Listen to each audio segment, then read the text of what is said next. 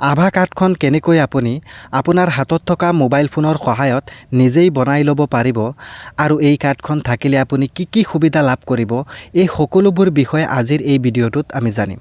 তো বন্ধুসকল, এই আভা কাৰ্ডখন বনাবলৈ হ'লে আপুনি সাৰ্চ বাৰত যাব আৰু লিখিব আভা আৰু সাৰ্চত ক্লিক কৰিব।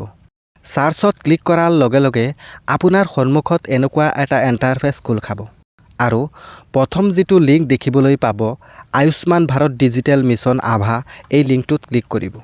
এই লিংকটোত ক্লিক কৰাৰ লগে লগে আৰু এটা এনেকুৱা ইণ্টাৰফেচ খোল খাব। ইয়াত আপুনি ক্ৰিয়েট আভা নম্বৰত ক্লিক কৰিব। ক্লিক কৰাৰ লগে লগে আপোনাৰ সন্মুখত এনেকুৱা এটা ইণ্টাৰফেচ খোল খাব। ইয়াত আপুনি ক্ৰিয়েট আভা নম্বৰৰ তলত দুটা অপশ্যন দেখিবলৈ পাব, আধাৰ আৰু ড্ৰাইভিং লাইচেন্স। এই দুটাৰ ভিতৰত আপুনি যিকোনো এটাৰে আভা কাৰ্ডখন বনাব পাৰিব। তো মই ইয়াত আধাৰ কাৰ্ড ব্যৱহাৰ কৰি আভা কাৰ্ডখন বনাই দেখুৱাম, কিয়নো আধাৰ কাৰ্ডখন প্ৰায় সকলো মানুহৰে থাকে।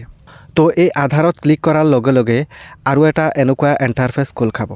ইয়াত আপোনাৰ আধাৰ নম্বৰটো কোনো ভুল নোহোৱাকৈ বহুৱাই দিব আৰু হাতৰ সোঁ চাইডে চকুৰ আইকনত ক্লিক কৰি আপোনাৰ আধাৰ নম্বৰটো শুদ্ধ হৈছে নে নাই চাব পাৰিব। ইয়াৰ পিছত অলপ তলৰ পিনে আহিব আৰু টাৰ্ম এণ্ড কণ্ডিশ্যনৰ তলৰ বক্সত আই এগ্ৰীত টিক কৰিব। ইয়াৰ পিছত আধাৰ OTP চিলেক্ট থাকিব আৰু তলৰ কেপচাটো ফিল কৰিব আৰু নেক্সট অপশ্যনত ক্লিক কৰিব। ক্লিক কৰাৰ লগে লগে আপোনাৰ ৰেজিষ্ট্ৰেশ্যন মোবাইল নম্বৰত এটা OTP আহিব। এই OTPটো তলৰ বক্সকেইটাত বহুৱাই দিব আৰু ইয়াৰ তলত আপোনাৰ মোবাইল নম্বৰটো দি নেক্সট অপশ্যনত ক্লিক কৰিব। ইয়াৰ পিছত ৰেজিষ্ট্ৰেশ্যন মোবাইল নম্বৰত আৰু এটা OTP আহিব। এই OTPটো আপুনি শুদ্ধকৈ বহুৱাই দিব আৰু ভেলিডেট অপশ্যনত ক্লিক কৰিব। ক্লিক কৰাৰ পিছত আপোনাৰ সন্মুখত এনেকুৱা এটা আভা একাউণ্ট এক্সিষ্ট পপ আপ আহিব আৰু ইয়াৰ তলত ভিউ প্ৰফাইলত ক্লিক কৰিব।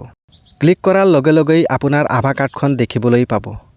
ইয়াৰ পৰা আপুনি আভা কাৰ্ডখন আভা কাৰ্ডত ক্লিক কৰি ডাউনলোড কৰি ল'ব পাৰিব আৰু যদি প্ৰিণ্ট কৰিব বিচাৰে তেনেহ'লে প্ৰিণ্ট কৰি ল'ব আৰু যদি আপুনি আধাৰ কাৰ্ডৰ দৰে PVC কাৰ্ড বনাব বিচাৰে তেনেহ'লেও বনাব পাৰিব। তো ইয়াৰ পৰা বেক আহিব। বেক অহাৰ পিছত আপোনাৰ মোবাইলৰ ডকুমেণ্ট ফাইলত যাব আৰু ডকুমেণ্ট ফাইলত যোৱাৰ পিছত আপোনাৰ আভা কাৰ্ডখন চাব পাৰিব। তো বন্ধুসকল, এই কাৰ্ডখন থাকিলে আপুনি ভাৰতৰ যিকোনো হস্পিটালত, বিশেষকৈ চৰকাৰী হস্পিটালবোৰত কোনো লাইন নোহোৱাকৈ টিকট বা টোকন অতি সহজতেই বুক কৰিব পাৰিব আৰু ইয়াৰ ফলত আপোনাৰ সময় আৰু কষ্ট দুয়োটাই ৰাহি হ'ব।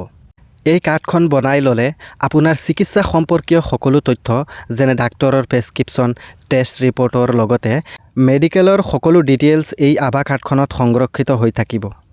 ইয়াৰ ফলত আপুনি যেতিয়া কোনো হস্পিটালত চিকিৎসা ল'ব বা যদি কেতিয়াবা হস্পিটাল সলনি কৰে তেনেহ'লে আপোনাৰ আগৰ বেমাৰ আৰু যিকোনো টেষ্টৰ ৰিপৰ্ট এই নতুন হস্পিটালৰ ডাক্তৰজনে অতি সহজতেই বুজি পাব।